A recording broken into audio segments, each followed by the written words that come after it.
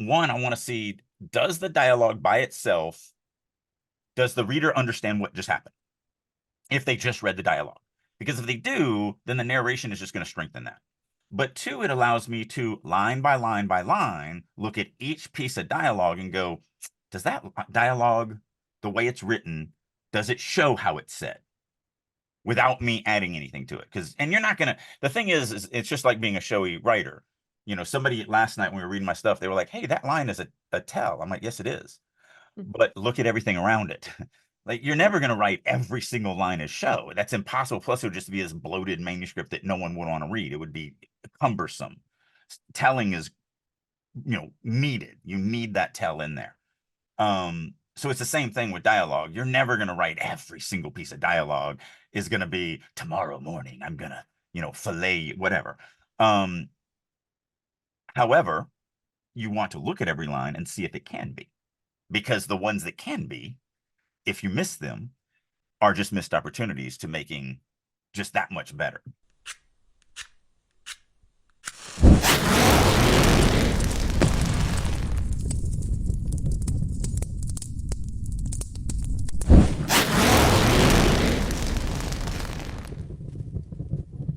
So before we get into a discussion about what dialogue is, what do you think dialogue is not? Dialogue is not the way we talk to each other. It is not two characters having a conversation. Your characters are not real. They are not talking to each other. You, the author, are writing some dialogue that needs to do stuff for your story. The reader is not there to consume the way two characters talk to each other. Or at least what they're, the fact that they're having a conversation. Yeah. And that is definitely something that I've preached for years and years and years. This dialogue is there for the reader. It's not there for one character to give information to another character, because they're not real. They don't exist. They're there for the reader. They're there for the reader's consumption and pleasure and emotional fulfillment and understanding of what's going on. That's it. And so, and the reason why I think we both really push this is, I think that's a mentality that separates really good storytellers from mass storytellers, because there's so many storytellers out there that are like, oh no, I write for me. It's my pleasure. I only care about me, and I love my characters. And so I'm going to, cater to my characters. And I just don't think they have the impact as somebody who's like, oh no, these characters are here to please the reader. Like, it's the reader that has everything. I also think it's particularly important in dialogue's case, because the way we talk to each other as human beings is very different from how you want to write dialogue in a book. Because the way we talk, if you take this podcast, we have a million sentences that don't end properly, like the one I just did. Did you see that? That sentence didn't end, right? I have run-on sentences. We talk to each other in these massive, long, convoluted sentences that comes back to an eventual point. Remember when I said that we don't write this way? And the reason we don't write this way in dialogue is because we don't read this way.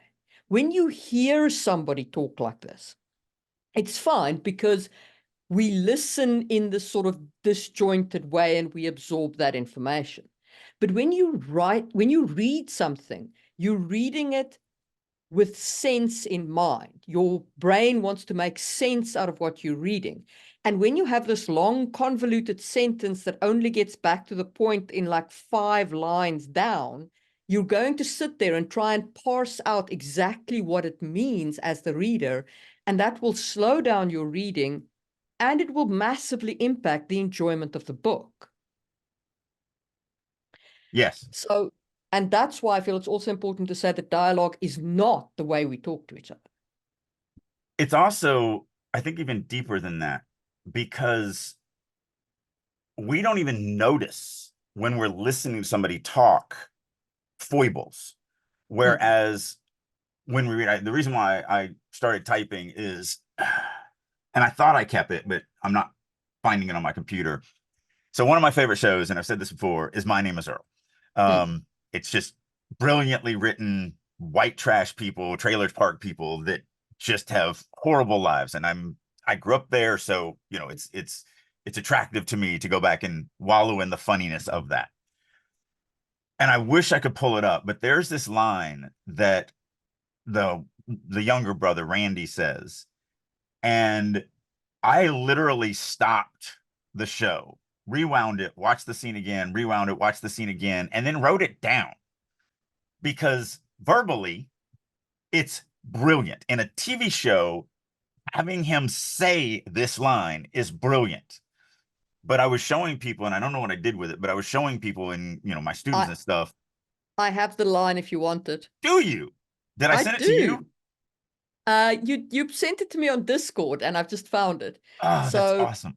the line is, Randy said, "Are you going to tell her she's alive? She thinks he's dead, but he's not, he's not. He's not dead. He's living. He's alive. He's not dead like she thinks he is." The old man said, Did you know the last war almost didn't happen?" I'm not sure what that connection is, but the Randy line is, "Are you going to tell her he's alive? She thinks he's dead, but he's not. He's not dead. He's living. He's alive. He's not dead like she thinks he is." Yeah. So like when he said it, it's brilliant because like he's freaking out over the fact that his mind, he's just learned somebody is alive that is supposed to be dead, and it means something because it's like I'm pretty sure it was a guy who faked his death to get away from his wife, if I remember Yeah. this the thing. And so Randy's now kind of putting that together because he's not the sharpest of tools.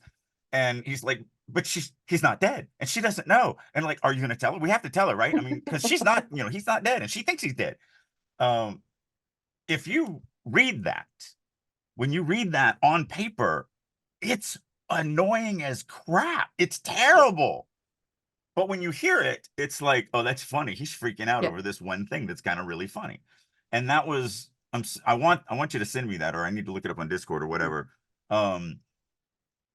But that's a great example of what you can get away with in a script Yeah. or in real life versus you can't do that in prose. You can't. It's impossible. No one will read it correctly because this is what we talk about a lot. I always say that only about 60 to 70% of conversation Mm. it contains the information that you're delivering to the listener. Mm.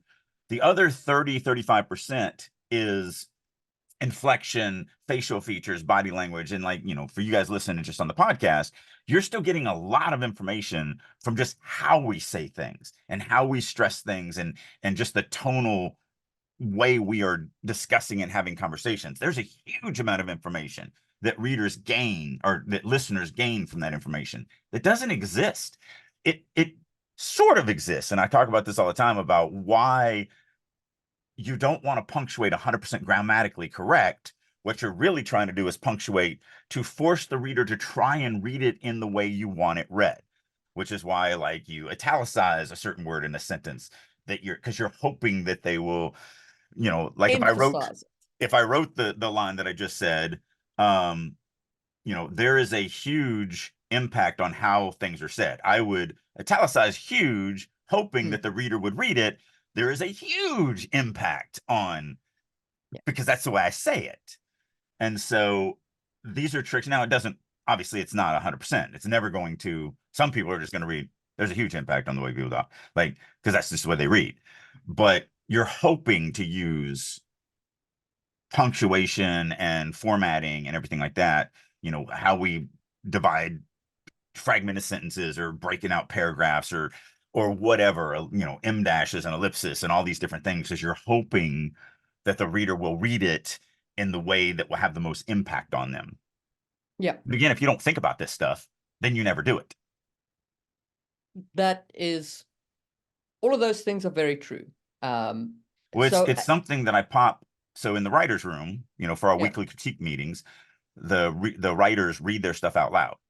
Yeah. And one of the things I will always mark is when they read something like there's a huge impact on, but it's just written, there's a huge Yeah. impact on.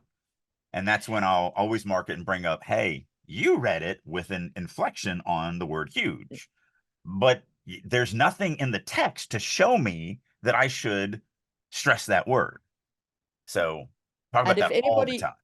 if anybody ever wonders why I don't italicize fantasy words, like made-up words in my prose, the reason why I don't is because I don't want the reader to read them with emphasis, because the person who I'm filtering the whole book through, the point of view character, would not think of those words as That's something that you've changed me on, because I never italicize them for the exact same reason. It didn't read right to me, because I'm trying to train the reader that when I italicize a word, it means one of two things. It's either inner monologue, which I mm, write in a specific way, so you should know that yeah, it's inner monologue, or it's a word that I want you to stress as you read mm, it. So if I was to write, the essence in italics, it mm, doesn't read. So I've never done that. But the one mm. thing you have changed me on is, and I still do it way more than you would probably be happy with, but I do capitalize special words. And I'm trying. I'm actually like, I've one of my edits now in going through, in preparing the first book for release here in July of the Genesis saga, the rewrite, is I am consciously decapitalizing certain words. Now, some I'm still not, like, I'm still like, There is nothing wrong with leaving some things in capitals. Like I capitalize gods, I capitalize the emperor's title, things like that. But there are things which, to my mind, the point of view character would capitalize. right. Well, so like essence, I still capitalize essence. I still capitalize shapers. And I think the biggest reason why, my biggest justification for that is, it's a common word, Yeah. but it's an uncommon word in this world. Yes. The other thing that people will dock me on is I absolutely 100% capitalize human. And it's because I actually have races. So there are other races, and those get capitalized. I don't capitalize elf. If I ever Right. have like I don't capital. I go the other way. I That's the other capitalize none way. of And I'm fine. I'm fine either way. What pisses me yeah. off is when they lowercase human and capitalize elf and dwarf. And it's like, Yeah. One no, or the other. You either right. capitalize everything or you Capitalize nothing. uncapitalize Right. everything. Yeah. So I But just chose, we are getting off we track. are. Before we return to dialogue, if you want to connect with us on Discord, having just spoken of Discord, there is a link to our Discord server. We have one now where you can connect with us. Okay, It's back to absolutely, dialogue. well, So I just to expand on it, it's absolutely free. yeah, We do it is connected to us at all times. Now, I ignore it when I'm busy, but the nice thing is it's a way to drop a message to one of us, and or to both of us, and eventually we're going to get to it and chat and communicate. And sometimes when I'm bored, at 9 o'clock at night, I'll literally just start having a conversation with people. So if it is something that you're interested in, definitely join our Discord server. It's completely free for everybody, just to have a way to connect with us on a regular basis. 100%. And so we've spoken extensively about what dialogue isn't. What, to your mind, is dialogue, and what should it do to be good dialogue?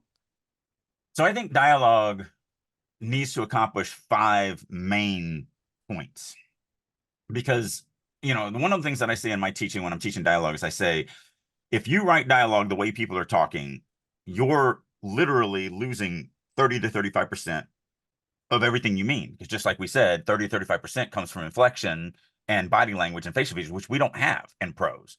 So that's like basically writing a novel where you're pulling 30% of all words out randomly and just not giving them to the reader. So you do have to be very focused on your dialogue, and it does have to read it. You don't want it to read like narration. Like, narrative is narrative, and dialogue needs to feel like dialogue. It's sort of like the Wizard of Oz. The audience sees it as a big screaming flaming head, but really it's just some nerdy dude behind the curtains pulling chords. So really, dialogue, so it's a twofold. It has to feel like normal conversation, but it has to accomplish at least these five things. It needs to grow not only the POV character, but also your secondary and tertiary characters. Your secondary and tertiary characters, the only thing that the reader will ever get about them is what they say and what they do. So what they say is half of your character development for your secondary and tertiary characters, because we're never inside their heads. We're only inside the narrator's head. So we have an internal thing for the narrator, which is awesome. But for everyone else, what they say and what they do. Did you want to add something to that? No, just also what they don't say is sometimes equally important. Very good. And subtext and all of that stuff, which gets much more esoteric and more difficult to pull off. But yes, it's very, very important to hone those skills. Um, but it also, we are telling a story. So it needs to both move the plot and move the story. And the reason why I separate those is the story is the events. It's the physical thing. We're going to start off on a desert planet. We're going to meet an old hermit. We're going to get a magic sword. Our parents are going to get killed by the Empire. We're going to go and learn how to fight the Empire, and then we're going to blow up the Empire's big, battle station.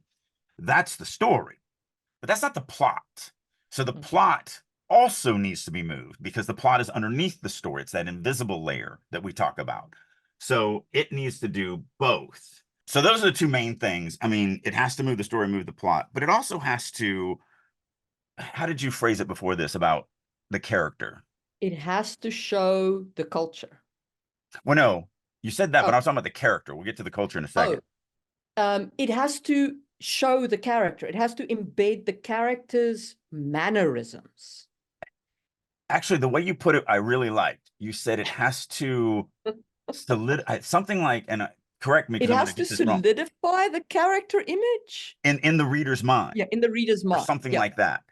yeah. So the point is that characters have distinct ways of talking, and they have unique expressions, that relate to them and their culture that they come from, and so on. Well, and it also, where I thought you were going with that, and again, in the beginning before the podcast, we bullet point everything. So Yeah. we're shorthanding each other. So maybe I was reading more into this, but it's so Randy, since we already Mm, used that piece of dialogue, Randy is an idiot, but he's mm, got this golden heart.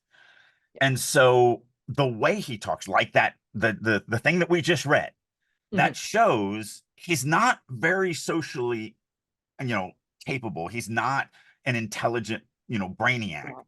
But he's freaking out because he feels he's just not articulating it right, but he feels, wait, we just found out this woman's husband, who she is Mm, grieving for the last 10 years, he ain't dead. He's yeah, he's in an apartment shacked up with some chick. Like, that's wrong. That's yeah. morally wrong. And now we now have that information. Like, what are we going to do about it? So he has no way to articulate it correctly, which is why he does the whole, back and forth with the thing. And But, and it but that's the and thing. yes, I see what you're saying. So dialogue needs to show the character's personality. It needs to, the way that they speak needs to embed the personality for the reader. So I have a character in the Sangwil Chronicles, herself, who is very cold, very collected. And when I write her dialogue, I use minimal words. She will say minimal, like the absolute minimum, very abrupt sentences. A lot of subtext. Yes, but it's very withdrawn, very held back, Yeah. because that is how she is as a character, and that's how I try and write her dialogue. So my eldest doesn't usually read my stuff before anyone else, but for whatever reason, I have a chapter that I'm working on that he actually sat down on my computer and actually read. And I didn't know that because he uses my computer a lot because he's awake all night long. And I've got a very, very beefy computer set up to do animation. And his is less than that. So at night, he'll just use my computer. Plus, I've got 5 feet of monitors and all sorts of things. Um, and so I didn't know he read this. And the other day, we were talking. He's like, "Oh, I actually really love this Gentra character." And I'm like, "First of all, how'd you read it?" And he said, "Yeah, it was on the screen and I read it when I sat down." And then I'm like, "But it's a secondary character and it's the only, the first chapter she's ever been in." And he's like, "Yeah, but just it's a secondary character. You're not even in her head." Mm, But he was able to go, "Oh yeah, she has this personality. She's this type of person. She does this. She thinks this." And I'm like, all of that you're yeah. getting just from her dialogue because that's it. It's just her. And then also, obviously, you're getting it from how the narrating character views her. Mm, Um, but yeah, that's how powerful dialogue can be in showing the personality of that character and making, because like, I don't think anybody's going to read herself and go, man, this is a chick that I just love to hang out with. She'd just be fun. Whereas Gentra is one of those characters of like, man, she's a person that you want to go out partying with because she's gonna find the things that are one going to get you in trouble, but two are going to be memorable stories later on. You're not going to say that about herself. Yeah. And again, it comes from just what they're saying and how they're saying it. And so that is another thing dialogue has to do is it really has to solidify who these people are and what they are to that reader. And then the last thing, and this was important to you because it's, so world building, but it's the culture side of it. So I cannot, I know that I beat this drum a lot. I cannot overemphasize this enough. Your expressions that people use in your dialogue are prime real estate for culture building. It helps show what the cultures find important. It helps show where they put their emphasis. It helps you build out your religion. It helps you build out the kind of professions that are held in high regard in the society and which are held in low regard. It's amazing. Okay? If you just think of the word spinster. Okay? We get the word spinster from an old woman who's unmarried and supporting herself by spinning. That's where it comes from. That is the root origin of that word. It tells us how central spinning used to be before the automation thereof. And now it means somebody who is probably what's the word I'm looking for? Not thief, but a shyster. Somebody who, is not telling the The truth. spinner, yeah, sure. But spinster actually still means like a woman who's unmarried, Right, but I'm saying not really because yeah. we don't that Yes, but profession that doesn't exist. 100%. But I mean, the point is that the word comes from a connotation, Right. right? And now please do not misunderstand me here. I am not advocating for the creation of con languages. Constructed languages, in my opinion, are an endless time sink and a waste of effort. Sorry if you're a con lang person. I do not see the value. But if you think about your expressions in your world, your idioms in your Now, world. when you say I want to chase that rabbit, Mm. you explain what you mean by conlang people. So conlang people are people who create constructed languages, as in fake languages like Elvish or Klingon Okay, or that's what I yeah, thought you meant, but I wanted to yeah, make sure that was clear because yeah. also it's like, wait a minute, now I'm kind of doing that. No, you're not. Especially not just with the accents, but especially with the Kamar or the Siluan's way of speaking, where everything's an allegory. No, see, that's fine. Right, That is ways cultures talk. right, right, Conlang means literally creating the Elvish language or the right, Klingon language. right. Like it I is thought an that's where you were endless going. time sink that is not going to actually help you characterize Yeah, anything. because I mean, yeah, there is a small, tiny fraction of a percent of people who actually love learning Elvish that Tolkien created and all that, because he literally created an actual speakable language. He was a linguistics But, professor. But but the vast majority of us, yes, because it's written in Elvish and then in English, we just skip the Elvish because it's gibberish and we just read the English. con Tolkien loved languages for its own sake. He didn't create the Elvish language for the reader. Right. He created it because he loves languages. And if that's why you're creating the conlang, more power to you. You are going to enjoy it. But it is not actually going to help you world build. Yeah. And What'll no one help else you is going to care, world build or very is few. what'll help you world build is to think about how the people express things like, I'm done with this discussion. Okay, so let's say that is the thing that you want an expression for. Think of the difference it makes in expressing the culture. On the one hand, you can say, I wash my hands off this discussion. There's an immediate sense that this culture has enough water available to wash their hands, right? Versus, I dust this discussion off my feet. The sense is, this is a drier culture that lives in a drier environment where sand is a thing that's more. And just with those word choices, you have distinctified the two people who come from different cultures. Yeah. And I did not really understand the power of this until I started creating this allegorical language for the Siluans, where everything is an allegory from some nautical thing. I mean, even like, just to go what you were saying, this one guy's prying into this other guy's business, and it's obvious that the other guy does not want to go down there. And so finally the guy says, I'll troll those waters no longer. Um, because like it does this amazing thing that in all of Act One, we're never really around anything ocean or sea, or we're in a port city or whatever, but we're never actually amongst fishermen. And yet, because there are these Siluan characters, you literally can't not see them as sailors. They just, because everything they say has something to do with the sea. Hmm. And then you have to kind of discern, you have to figure out what they meant, because they don't say one single thing in English.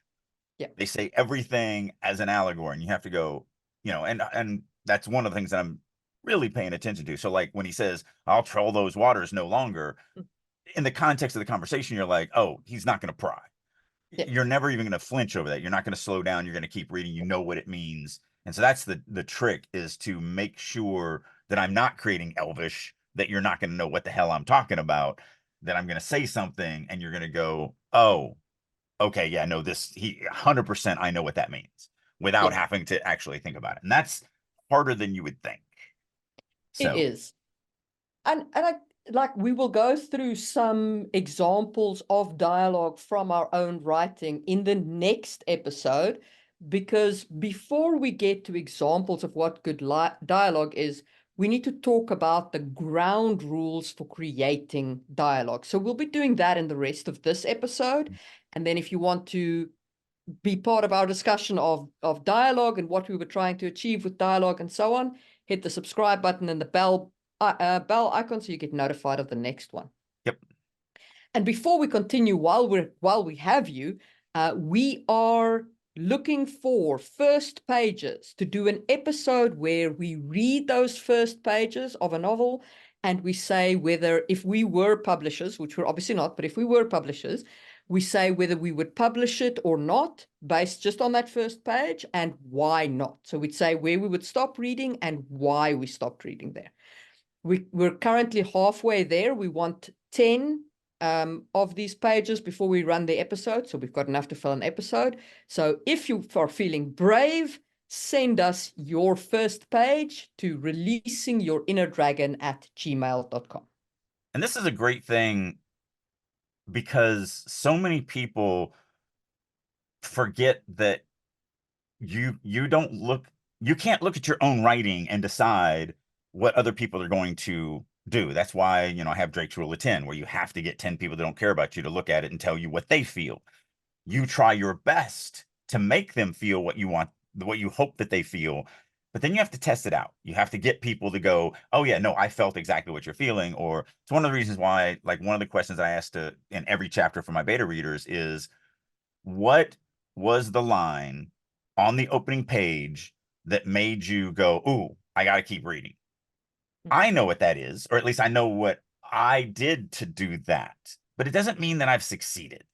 So I need to have other people go, oh, it was this moment or this line or whatever. And then it's like, okay, yeah, no, that's what I thought. I thought that was going to be the hook that is going to drag you through the story, as opposed to, you just not caring about anything. And if, three of them say something different or nothing or whatever, it means I got to strengthen it up, three or more, because I want 8 out of 10. And so it's the same thing here. The first Yep. page read, it's going to let you see what people who are in the industry would. And again, we're not agents or publishers, but we've dealt with so many that, you know, Yep. we kind of know how they think. And so it gives you a writerly kind of look at, this is where an agent's going to just say, send them a rejection letter, it's fine, as opposed to, and it's not necessarily, you said, would it get published on the first page? I don't think At anything. least would we continue Would it, reading, but yeah, would the agent or yeah. publisher continue reading? Because that's some, if you can get an agent or a publisher to continue reading after the first page, your Mm, chances of them actually doing something with it are amazingly better yes. than not. And we'll talk about that in the next episode, because that's a whole rabbit chase that I can go down. Yeah. Um, Okay. but yeah, so So let's get into defining, next episode we'll actually go through a bunch of examples and everything like that. But let's set those ground rules and kind of go through. So, um, I kind of think first we need to start with like punctuation and like how do we denote that something is a piece of dialogue? Okay, so let's start by talking about speech tags and how you punctuate them. But in the same way as we spoke about what dialogue is, I do want to emphasize here what a speech tag is not. A speech tag is a very explicit thing that denotes speaking. It's said or whispered or asked or A- those things are speech tag. Smiled is not a speech tag. Right. You don't smile a word. You say a word. You whisper a word. You declaim a word, but you don't smile it. A speech tag does one of two things, and it hopefully will do both if needed. It denotes who said it Mm. and how they said it. So, using your example, you don't smile a word. So, he smiled isn't a speech tag because you can't smile dialogue. Yes, it Yeah. does the one thing because it says, maybe it's Drake smiled. Mm. So we know Drake said it, but smiled makes no sense because it's not a speech tag. It doesn't show me or tell me, not show, it doesn't tell me how the speech was said. Yes. Now, if you do have a speech tag, an actual speech tag, the way you punctuate your dialogue is opening quote, the piece of dialogue, comma, and then closing quote. Unless it is a question, in which case it gets a question mark, or you use an exclamation, in which case it gets an exclamation mark. But the period is not used. It is the comma. Then your speech tag, or the first thing thereafter the speech tag, like he said, they said, she said, whatever, is a small letter. It is not capitalized. Unless it's so if you wrote Drake said, Unless it obviously says Drake would be Drake said. capitalized, but if it said Yeah, Drake, then said would be yes, lowercase. correct. And the reason for this is, and I think this is a way that I've found that makes people understand it a little bit better. When we're thinking punctuation, the entire thing is one sentence. So the dialogue and the speech tag are one sentence. So we don't put a period in the middle of a sentence, even though technically that's the end of the dialogue sentence. The sentence itself is going to continue on to the end of the speech tag. So that's why it's open quote, dialogue, comma, close quote to let the reader know that that's the dialogue portion of the sentence. And then the speech tag, said Drake, Drake said whatever, and then period, because it's all one sentence. And the only time when it would be open quote, dialogue sentence, comma, quote, he said, comma, open quote, is if you are doing a truly terrible thing called splicing Well, we'll get in into the that in a middle second. of the sentence, and we will get there. So we will circle back to that Yeah, because that's one.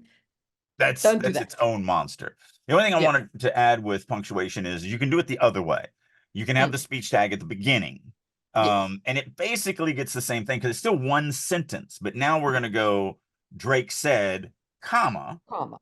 open quote, capital, because we're starting a dialogue sentence. And Mm. then that dialogue goes, and then the punctuation at the end, period, question mark, exclamation point, and then close quote.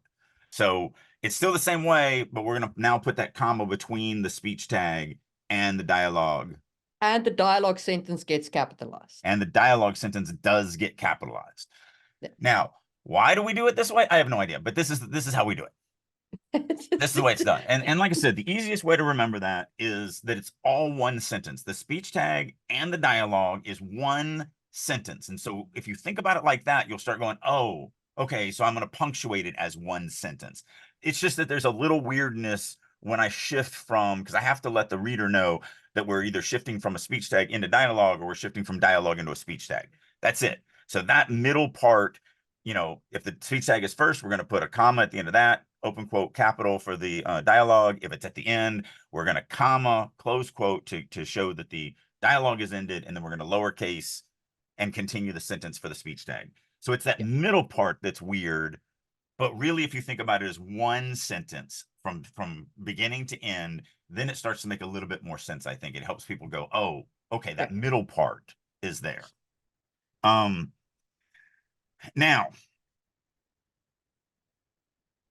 I guess before, I want to say one more thing on speech tags before we go into like not using speech tags. right.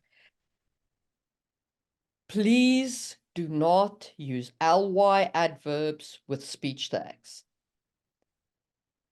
It is a terrible, terrible habit, and it leads to a horrifying thing called tautology of speech tag, where you say, I whispered softly. My guy, whispering is already soft. Or I shouted loudly. That's what I'm going to do if you write that. I'm a reach through here and shout loudly at you about using ly adverbs. So let's take a step back. Yeah. So first of all, speech tags are always tells. You know, we Yeah. talk all the time about you should be a showy writer, not a telly writer. Every single speech tag is a tell. Drake said, I'm telling you that Drake said what you just read. There's no show in that. So what people do, so when I teach adverbs, I always say there's basically 3 ways to use adverbs. 2 are incorrect and 1 is fine. But the 2 incorrect ways are either A, they're redundant. They do nothing. So what you were just talking about, shouted loudly. There's no other way to shout. Raced quickly. There's no other way to race. You know, whispered quietly. There's unless you're a 3-year-old and they whisper very loudly. And then I might be right. He whispered loudly enough for like, look at that fat woman, like mommy. He whispered loudly enough for the fat woman to hear him. Like whatever. Because that's embarrassing. Because if anybody's had a 3-year-old, you know they have no control over their whisper. But the second way is that you're trying to strengthen a weak verb. So when you write, you know, Drake said menacingly, now that's not redundant, but the ly adverb is being used because you didn't show that Drake said something menacingly. So you have to now add this crappy ly adverb to strengthen your inability to actually show Drake saying something menacingly. So that's where we need to start with speech tags. Now, I'm not saying don't use speech tags. There's only 2 authors that I know of that don't use speech tags at all, and that's me and the dude who wrote The Road. The dude who wrote The Road also doesn't use punctuation at all, so you have no idea who says anything ever, and it's horrible. I don't know how he won the whatever it is, the Nobel Prize or Pulitzer Prize or whatever it is that he won for The Road, because it's a terrible story and a terrible written, you know, the fact that he doesn't use punctuation. And I know I do it correctly because no one ever mentions it. No one says, oh, Drake doesn't use punctuation and it's terrible, like they do with The Road. But they also don't compliment me on it. No one ever goes, oh my goodness, Drake doesn't use punctuation and all that, because they don't notice it. They never see it. Drake However, uses punctuation. Drake doesn't use speech tags. yes, I use punctuation. I don't use speech tags because I'm a very showy writer. And when I learned that all speech tags are tells, I'm like, well, then I just won't use them. Here's the problem. And I really wish I hadn't planted my flag in the I'll never use a speech tag ever. Sometimes the best way to tell the story is Drake said. When you remove that from your arsenal, you lose the ability to use it. It is sometimes it's just good. Sometimes it makes you do weird linguistical gymnastics. You have to rearrange crap. You have to change the Also, scene in ways that you didn't think that you were going to change it. also sometimes the dialogue is strongest naked. Right. Sometimes the dialogue itself is so strong that the actions actually detract from them. And all you want is that invisible identification of who said it so the reader doesn't get confused. And you just add the speech tag. Drake said. Yeah. Yeah. So while I preach stay away from speech tags as much as you can, because you absolutely should, it will absolutely improve your writing. 100%. Yeah. Do not follow me down the Yeah. path of never using a speech tag, because it also does weird things. Like one of the stories that I always tell is in book 3 of Genesis, when the lion dude met his people for the first time. In my head and in my plot, I had this scene because they're out in the prairie. So it's just grass. It's grass for as far as you can see and nothing else, just low, kind of gentle hills and grass. Just think of, you know, the African safari, whatever. And so it was an older Kith lion dude teaching a younger kid about their religion and culture because he's never been involved in, he's never met one of his own people before. And so it was this very iconic, kind of scene in my head. Mm. But when you don't use speech tags, you have to use props. So instead of having this iconic moment where it's just two people talking about religion in a sea of grass and a setting sun, I had to play with stuff. So I eventually added, not, because he obviously reached down and picked up a piece of grass. He obviously chewed on the piece of grass. He obviously threw the piece of grass on the ground. Great. There's 3 things. I'm done. So I added a tree and I added some boulders that were near them. And then, oh yeah, they brought food. Because there's no better way to have a long conversation and play with stuff than if you're actually have tons of things that you're eating and cutting and slicing and sharing and passing and drinking and all this other stuff. So it wasn't, it's still a great scene in my opinion. And no one's going to read it and go, man, this should have been, all this extra stuff. It doesn't do any of that, but it's not the scene that I had originally envisioned.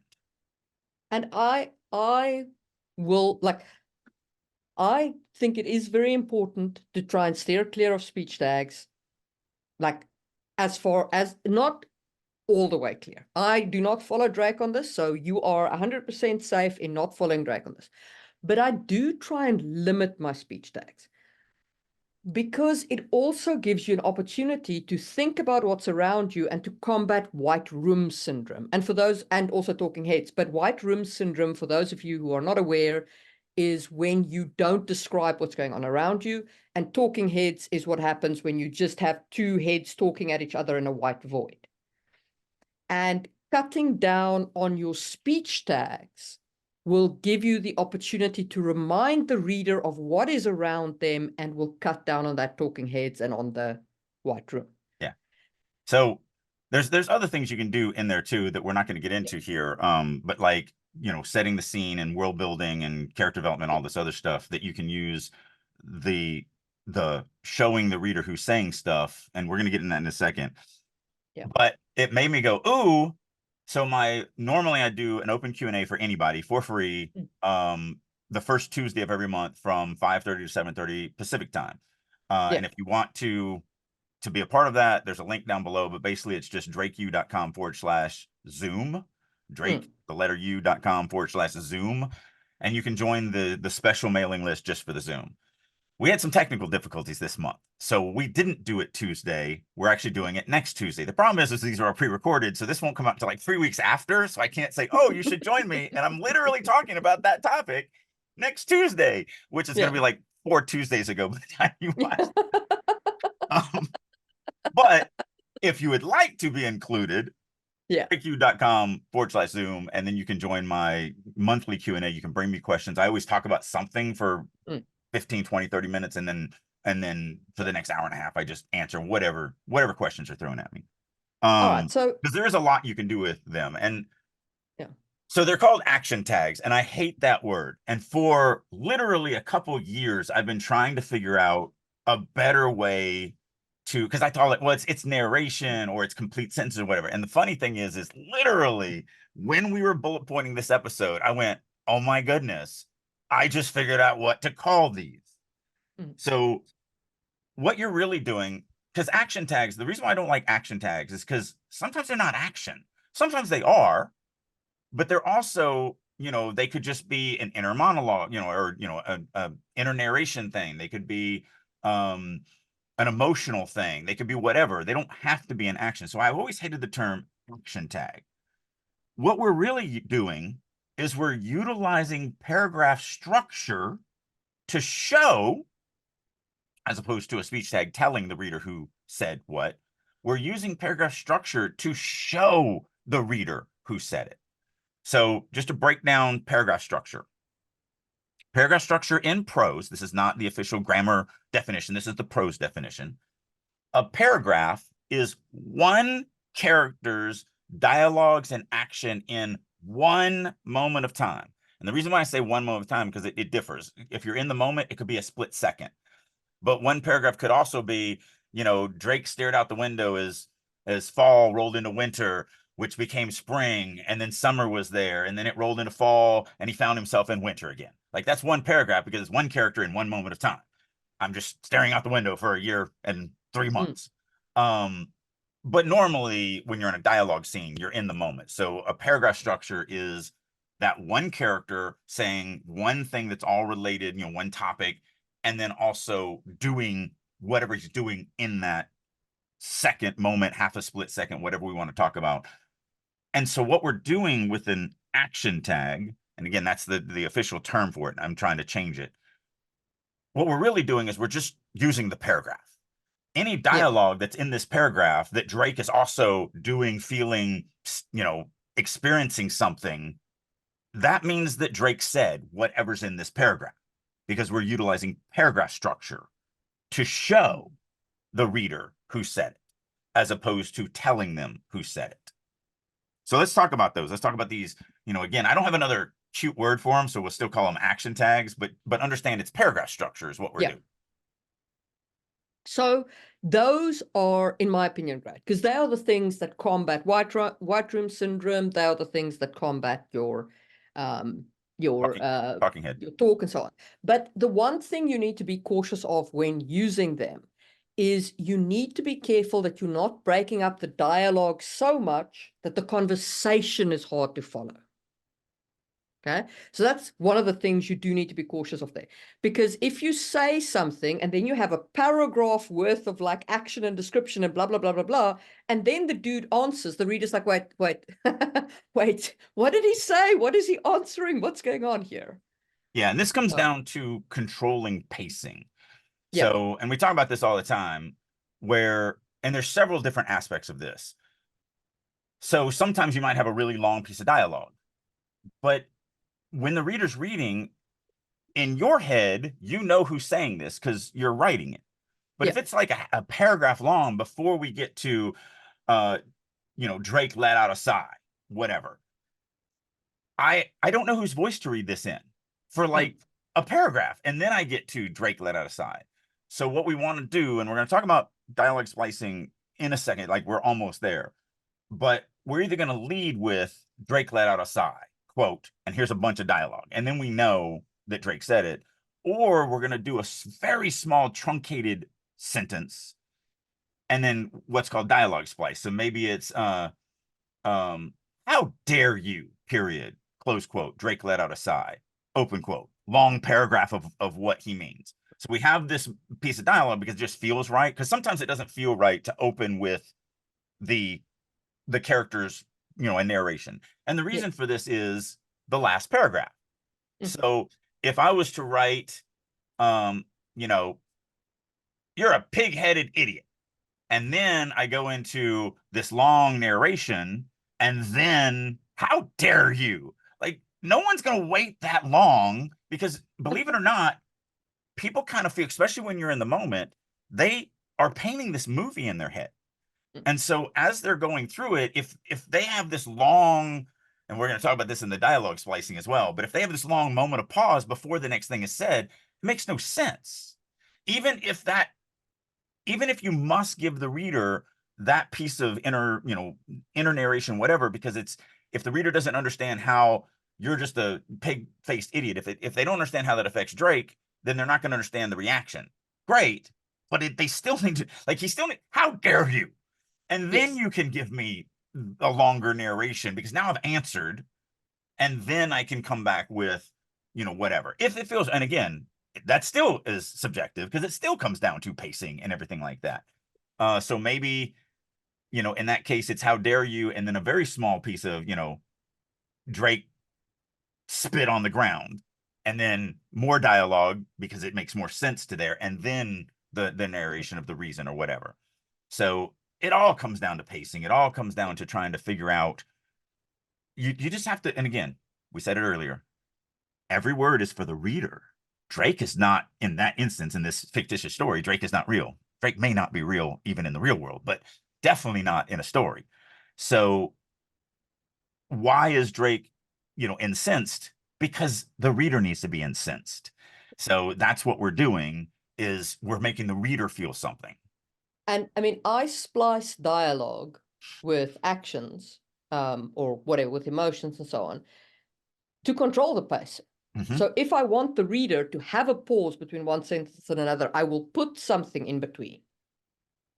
And I will try and avoid the he paused because, yeah, you can do that, but it's literally just telling the reader he paused. Right. Like, Well, let's define what a dialogue splice is so that they know what, because dialogue splice is negative. yeah, Technically, we're using the term, but we're using it in a positive way because I think there is a way to dialogue say, because it's still, there's no other word for it than to say dialogue splice. So again, that's one of those yeah, industry terms. But really what dialogue splicing means is when you cut in the speech tag or the narration, the using the paragraph structure in the middle of something being said.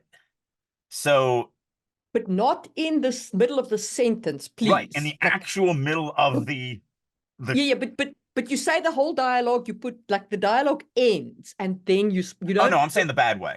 I'm talking about the Yeah. bad Oh, way. the bad way. The Oh, right, bad the way bad is way. where Yes. you actually shove it in the Yeah. middle of the actual, like, Sentence.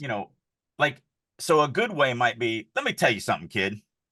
Drake cocked 1 foot up on the barrel in front of him. You just don't like that. The reader can imagine that pause and that Yes. action is natural. But if it's more like, let me, Drake put his foot up on the barrel, tell you something, kid. Like, no, no, he didn't No. stop. He didn't say, let No. me, and then did something and then say, finish the sentence, tell you Yeah. something, kid. Like, and that's what we call, And I that's what think, the industry calls dialogue splicing. yeah. And I think that comes like doing that with your dialogue comes from a desire to be like, but he does the action in the middle of the sentence. It happens at the same time. I understand, but that is not what your prose conveys because prose doesn't work that way. Yep. What it conveys is that he said half the sentence, he puts his leg up, he says the other half of the sentence. It reads weird. Yeah. Don't do that. Yeah. It, again, we're painting a movie Mm, in the reader's imagination. The imagination can't paint that because yeah. the imagination is going to pause while Drake does. They're going to pause the dialogue while Drake does the motion and then pick back up the dialogue. And the imagination is like, that's not how reality works.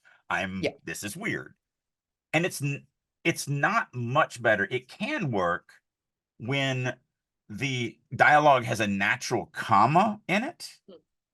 However, the way people do it in my mind that is still wrong is they'll do and I'm just going to use a sentence not really dialogue because I hate coming up with examples, but like quote, running into the kitchen, comma, close quote, um and then action, Drake said, and then open quote, the dog slipped on the banana peel.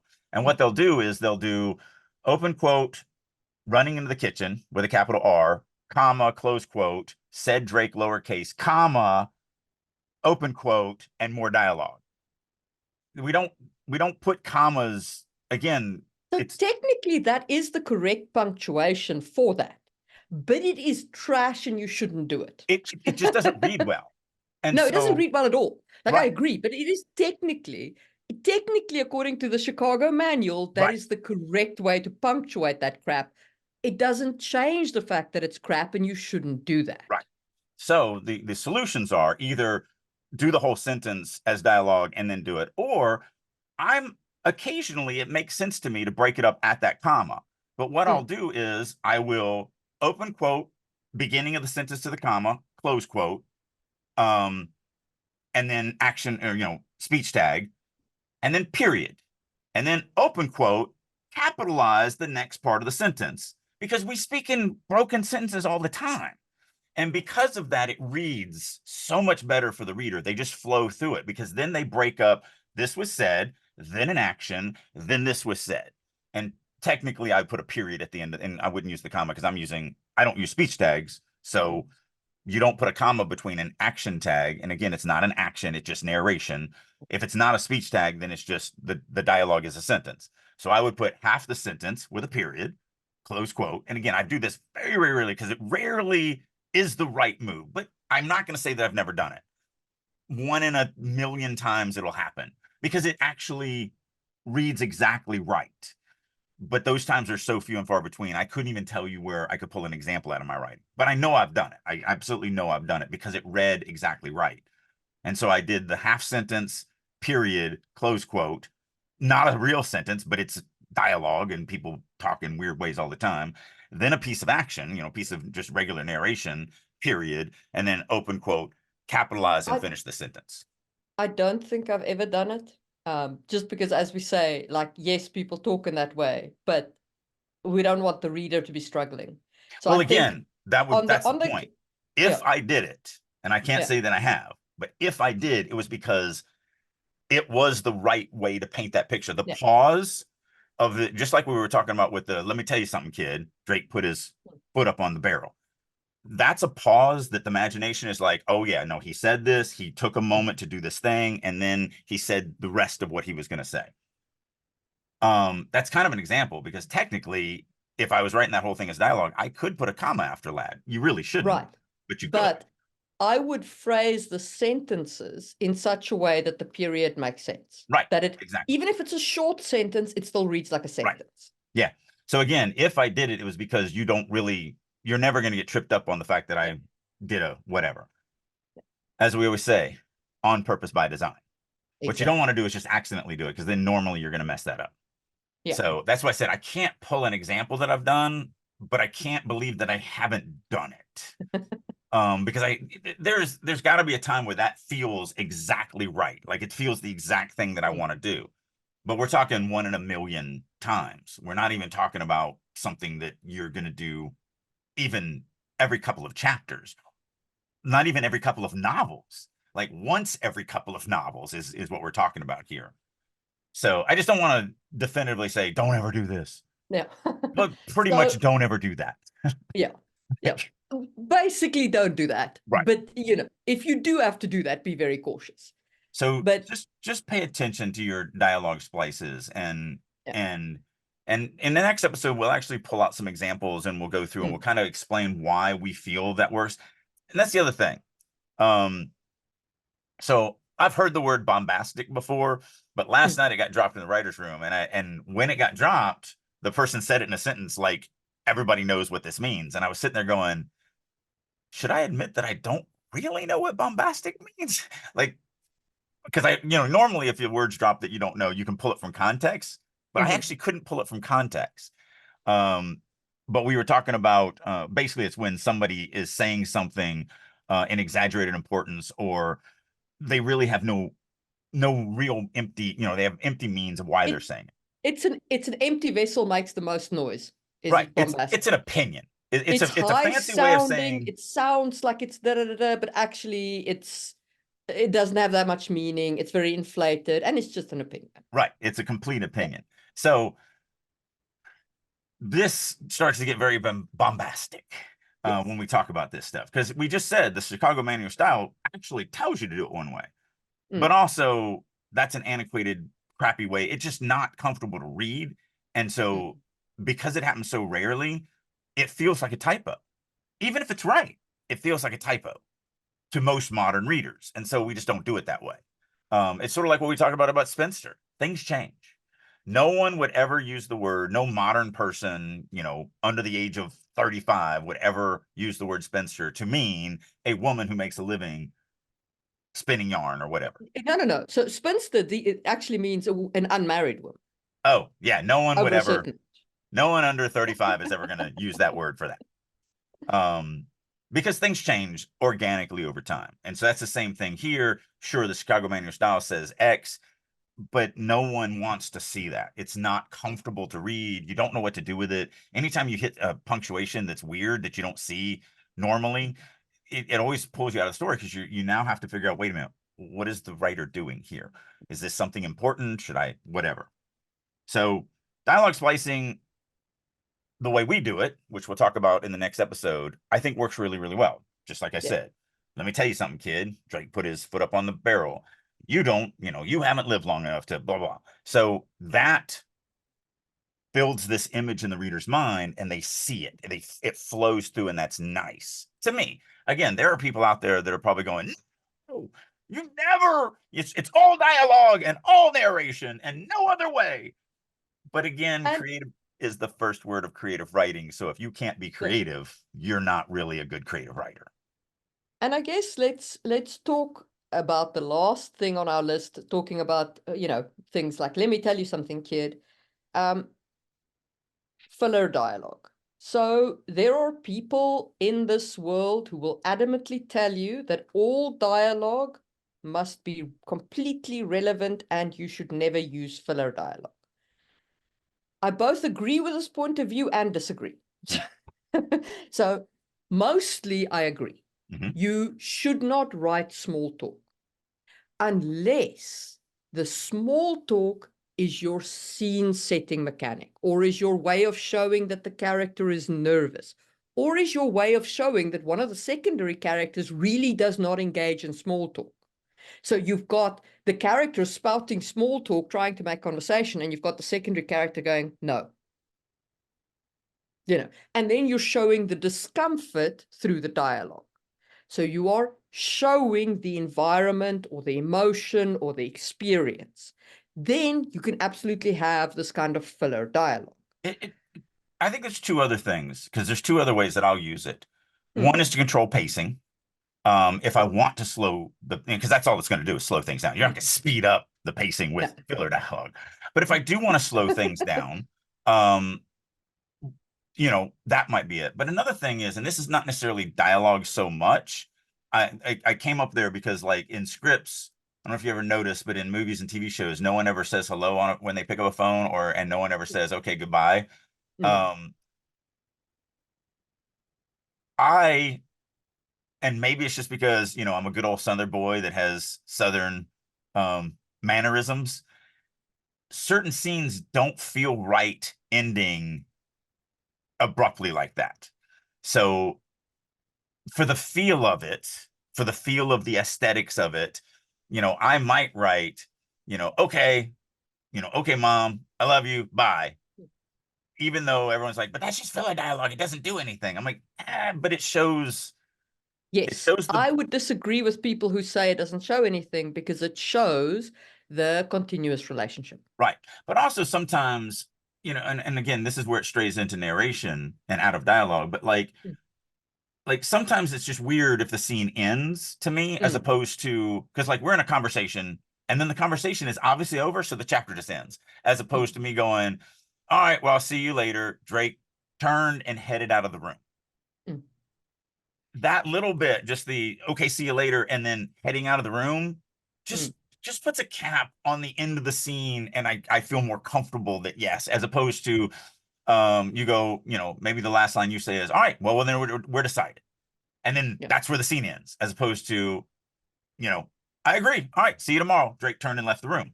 Those extra couple of lines, I don't think are egregious. I don't think, do they move the story? Do they do anything? No. But to me, it kind of finishes the scene. Yeah, it Is smooths out the pacing and puts a cap on the right. thing. So, and I agree with that. Like I am not like every line of dialogue must, but I'm also not a minimalist writer. Right. Yeah. If you are a minimalist writer, you will not agree with this statement at all. Yeah, one of But the girls in the writer's room, the nice thing about having her in the critique group when she's there is that she is a minimalist writer because she writes in a yeah, completely different genre. Epic yeah, fantasy, you tend to be more verbose because we yeah, want to paint a much deeper, richer tapestry, as opposed yeah, to, a YA writer or mm, literary fiction writer, or whatever, where it's all about feelings and whatever. yeah, So I love, because like she'll edit somebody writing fantasy, and she'll say, mm, "Oh, cut this, cut this, cut this." I'm like, okay, mm, let's talk about this for a minute. mm, I do agree with this one. That's just filler words that don't do anything. But this actually does X, and this actually does Y. mm, You wouldn't write it in your story, yeah, but this does something for our genre and our audience. And mm. so you do need to understand your audience and who you're writing for. Yes, absolutely. But it is good to sometimes look at a minimalists do have a good eye for like what is just filler.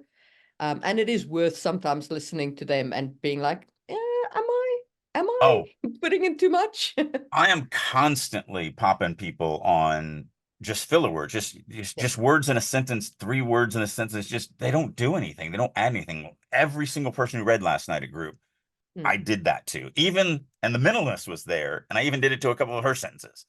Yeah. So, but then, I said after group, I stayed after with a few people because they asked a question. And so I pulled up some of my writing, and I can't read my writing because it's my work in progress. I can't read my writing without editing it.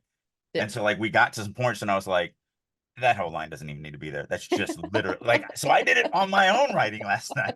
The exact same thing that we talked about because Yeah. we're all human.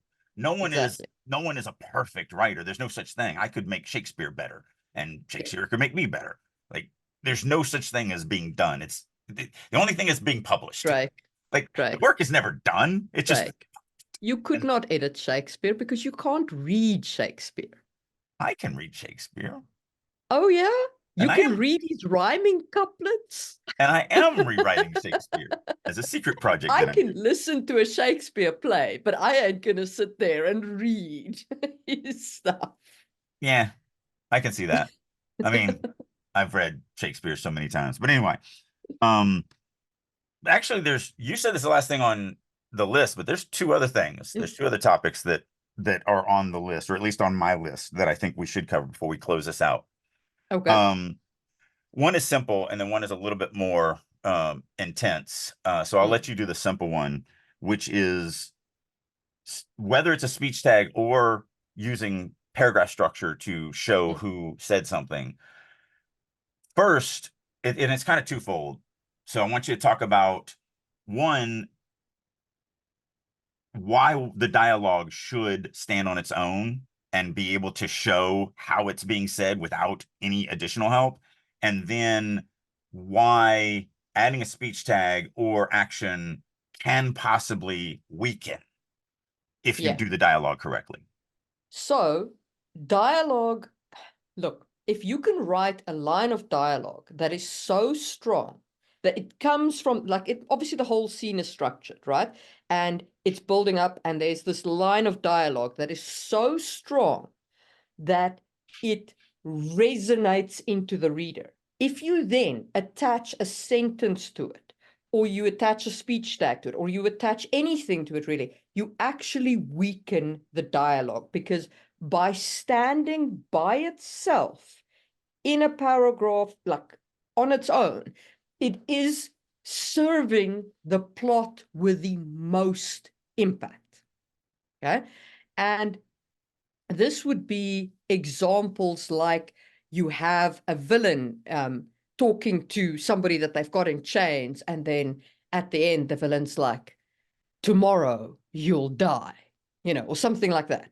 And if you then say the villain said menacingly, I mean, come on, you've just Or weakened the even or even impact if of the you threat. or even if you do it, I mean that's Yeah, obviously the ly adverb. yeah, So let's not even get like yeah. tomorrow I'm going to fillet the flesh off your body. Menace drip from his words. So we can even be showy with the next thing, But and it yet still still weakens it right. because the dialogue by itself is so strong that anything you attach to it just weakens the dialogue. Even if it's So, well, like that's why I wanted to change that yeah, to obviously, he said menacingly is just a terrible, yeah, crappy ly adverb tell. But even if you wrote something that was more showy, like menace, drip from his words, where it's actually you're showing something, yeah, that still weakens the yeah. fact that I just Or said or tomorrow. even if it's an action, like he leaned into her face. No, it still weakens it. Like, Unless you do it before. He leaned in her unless you face do it and then you before. do the Like, dialogue. do it before structure. But that piece of dialogue is so strong, it deserves to stand bold. Yeah. It's like having a one word or a two-word paragraph or a single sentence paragraph. It is strong enough to stand by itself, and it strengthens the narrative by standing bold. And it also it isn't just the gut punch strong whatever. Hmm. It also already shows how it says. No one's gonna read like tomorrow I'm gonna cut the skin off your body. Like no one's gonna read it that way. If it's this Yeah. dark scene. Now, if you have this character who is already like the Joker kind of Hmm. crazy character and he's gonna say something like that, but you've already set that up. But if Yeah. this is a dark serial killer scene and we've been Yes. captured, the protagonist has been captured and now is Yeah. in chains and we get to that line, yeah, the line is already showing how it's set. We don't need to Exactly. then tell how it's set because Yes. that's really what you're doing. Now here's the thing that I want to add to that. You really do want to try to write every piece of dialogue that way. So one of the drafts that I do, and I talk about my macro all the time, and I'm actually making a video class on my macro. So I'll announce that when it's up on Drake U, but there'll be a whole class that you can take. It'll go through my entire macro. And then also you get the macro and everything like that as a part of the class. But one of my macros highlights all your dialogue and only dialogue. And so that's one draft that I do. And it's really usually toward the end where I will hit that macro. It'll highlight all my dialogue. And then that way I can just read the whole chapter without reading any narration. I'm just focusing on the dialogue. And I want to do a couple things. One, I want to see, and when we're talking about dialogue scenes, if it's an action scene, there's not enough dialogue in it to do this. But if it's a dialogue scene, one, I want to see, does the dialogue by itself, does the reader understand what just happened? If they just read the dialogue. Because if they do, then the narration is just going to strengthen that. But two, it allows me to line by line by line look at each piece of dialogue and go, does that dialogue, the way it's written, does it show how it's said without me adding anything to it? Because, and you're not going to, the thing is it's just like being a showy writer. You know, somebody last night when we were reading my stuff, they were like, hey, that line is a tell. I'm like, yes, it is. But look at everything around it.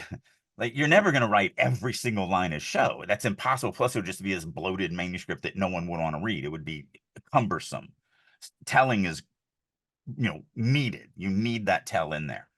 So it's the same thing with dialogue. You're never going to write every single piece of dialogue is going to be tomorrow morning. I'm going to, fillet, whatever. However, you want to look at every line and see if it can be, because the ones that can be, if you miss them, are just missed opportunities to making just that much better. So that's the two things. And it really comes down to the number one problem almost every single new writer makes. And that is, well, after you get past the stage of just being telly, because every new writer is just a telly writer. But after you get that, after you've heard the term show don't tell and you start understanding what it is, the next phase you get into is you tell me something and then show it to me, or you show Yeah. me something and then tell it to me. Like, if you read the original version of Farmers and Mercenaries, that's my number one thing that I hated about this, is that was the stage that I was in, back in 2005 when I wrote this. So there's a lot of, look at how showy this line is. And just in case you missed it, let me tell you what I just showed you. So every writer goes through that stage. But for dialogue, it's vitally important. So you definitely, because the problem with that, you also don't want to do it in narration, but the problem with dialogue is actually cheapens and weakens when you actually hit that dialogue that's so breathtakingly beautiful. The next part just ruins it. Yeah, I agree. And then last And I is think, something that's near and dear to my heart. And this is a okay. controversial subject. Oh, Um, goodness. and I'm talking about inner monologue, because some people hate inner monologue. They do not write it. They do not want to read it. And you just have to, if you make the decision to use inner monologue, there is going to be a small, and it is small, minority of people who will not read you because they refuse to read inner monologue. And that's fine. The one thing that will kill you as a writer is if you try to please everyone. That's impossible in this industry. What you want to do is please the vast majority of the people that you can.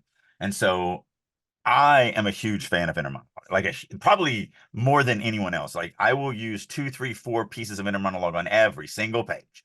I use it a lot. And that's way more than most any other writer does. But here's the thing. I've had fans that have reached out to me that have said, I'm one of those minority people who absolutely will not read anybody who writes inner monologue. I just won't read it. And yet, I don't even notice it with yours. Like, it's awesome. Why is it that I hate every other person who writes inner monologue?